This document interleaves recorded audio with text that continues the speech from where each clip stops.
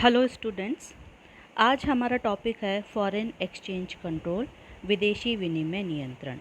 हमने foreign exchange rate को पढ़ा, इसके टाइप्स को पढ़ा, इसमें फ्लक्चुएशंस होते हैं, उनके क्या रीज़न्स है वो हमने डिस्कस किया, और उसके मेथड्स को कि हम फ्लक्चुएशन को कैसे कंट्रोल कर सकते हैं उनके बारे में हमने डिस्कस किया।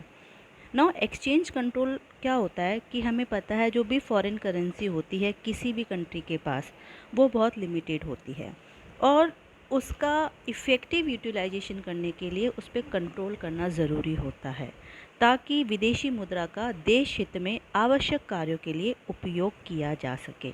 तो इसके लिए जो भी मौद्रिक अधिकारियों के द्वारा और सरकार के द्वारा प्रयास किए जाते हैं वह सब एक्सचेंज कंट्रोल में आते हैं। इसे हम आज विस्तार से डिस्कस करेंगे। First of all, origin of foreign exchange control.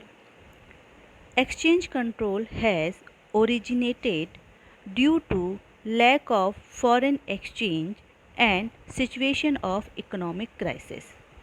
विनिमय नियंत्रण का उद्भव विदेशी विनिमय के अभाव और आर्थिक संकट की स्थितियों के कारण हुआ था। Germany was the first to apply exchange control methods when the value of its mark began to fall rapidly during First World War period, and the German government used exchange control methods to check it। सबसे पहले विनिमय नियंत्रण Germany के द्वारा लागू किया गया था और ये तब लागू किया गया था जब प्रथम विश्व युद्ध काल में उसकी मुद्रा मार्क का मूल्य तेजी से गिरने लगा। तो जर्मन की सरकार ने उसे रोकने के लिए विनिमय नियंत्रण का उपयोग किया। बाद में धीरे धीरे जब 1930 की मंदी आई उस समय भी विनिमय दरों में बहुत अधिक उच्चावचन होने लगे और अब हर एक देश फॉरेन एक्सचेंज कंट्रोल को यूज़ करता है। फॉरेन एक्सचेंज कंट्रोल का मीनिंग क्या है उसको हम डिस्कस करेंगे। विदेशी विनिमय नियंत्रण का अर्थ। In general sense, exchange control means direct or indirect intervention by the government or the central bank of the country in the foreign exchange market। सामान्य अर्थ में हम समझे तो विदेशी विनिमय नियंत्रण विदेशी विनिमय बाजार में देश की सरकार या केंद्रीय बैंक के द्वारा किया गया प्रत्यक्ष या अप्रत्यक्ष हस्तक्षेप से होता है।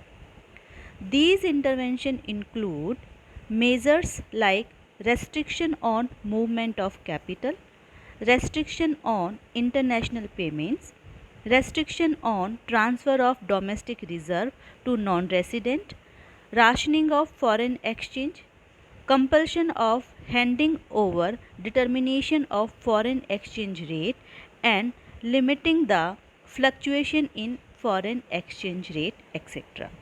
अब प्रत्यक्ष या अप्रत्यक्ष हस्तक्षेप सरकार या मौद्रिक अधिकारियों के द्वारा किया जाता है, जिनमें क्या क्या शामिल होता है। पूंजी के आवागमन पर प्रतिबंध। पूंजी का मतलब है कि देश और विदेश में आवागमन पर प्रतिबंध, स्वदेश के अंदर नहीं।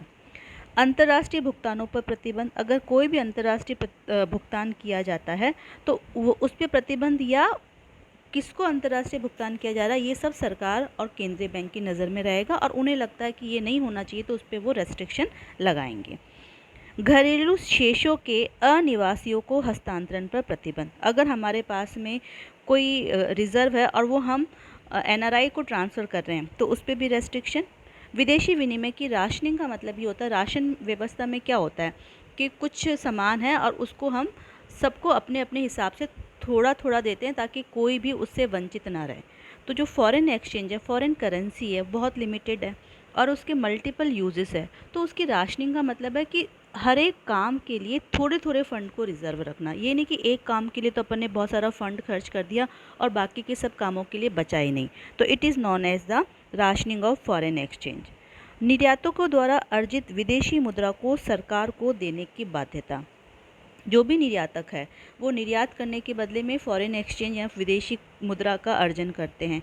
तो ये विदेशी मुद्रा उनको कहाँ जमा करानी पड़ेगी? सरकार को देनी पड़ेगी।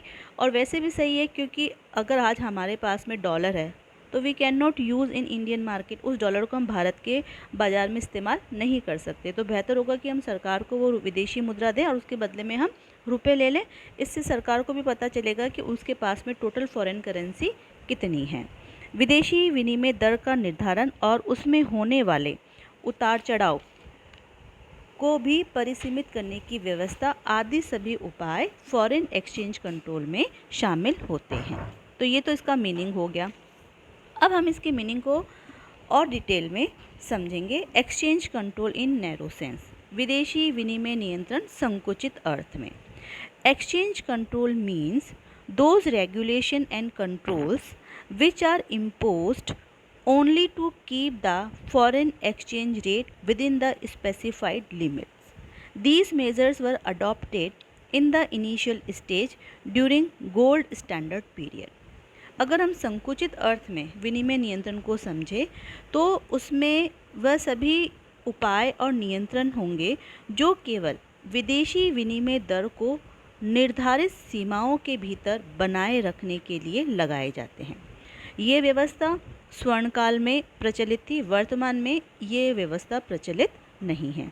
तो नैरो सेंस का मतलब ये हो गया है कि केवल जो एक्सचेंज रेट है उसको हमने जो भी एक रेट डिसाइड कर दिया उसी दर पर बनाए रखने के लिए हमें जो हस्तक्षेप करने पड़ेंगे, which is known as the exchange control. Exchange control in broad sense, विस्तृत अर्थ में क्या है?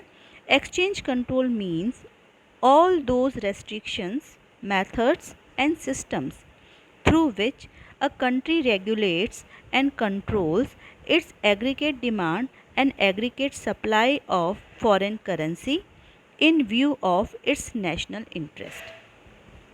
विस्तृत अर्थ में विनिमय नियंत्रण का अर्थ उन समस्त प्रतिबंधों, विधियों और व्यवस्थाओं से है जिसके द्वारा एक देश अपनी विदेशी मुद्रा की समग्र मांग, एग्रीगेट डिमांड, और समग्र पूर्ति, एग्रीगेट सप्लाई को देश की दृष्टि में नियमित, देश हित की दृष्टि में नियमित और नियंत्रित करता है।